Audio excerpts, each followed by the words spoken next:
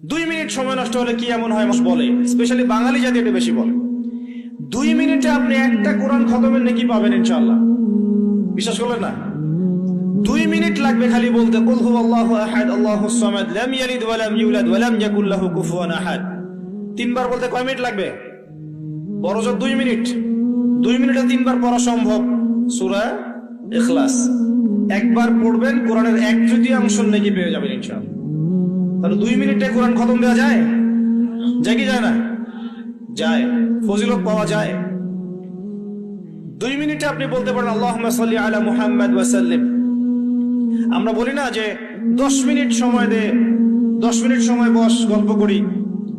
হ্যাঁ, 10 মিনিট ফোনে নষ্ট করেন, 10 মিনিট আড্ডা পিটান, বন্ধুদের সাথে আসরের মধ্যে বসে পড়েন।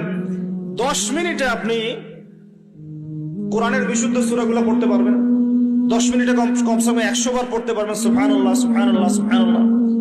10 মিনিটে আপনি 100 বার পড়তে পারবেন আলহামদুলিল্লাহ। 10 মিনিটে আপনি 100 বার পড়তে পারবেন আল্লাহু আকবার। 10 মিনিটে আপনি 100 বার পড়তে পারবেন লা ইলাহা ইল্লাল্লাহ। পারা যাবে না এগুলো? 10 মিনিটে আপনি 10 বার 20 বার দরুদ পড়তে পারবেন না? 10 মিনিটে 3 বার সূরা ইখলাস পড়তে পারবেন? 10 বার সূরা ইখলাস পড়তে পারবেন। আর 10 বার সূরা ইখলাস পড়লে জান্নাতে একটা ঘর নির্মাণ করা। 10 বার সূরা ইখলাস পড়লে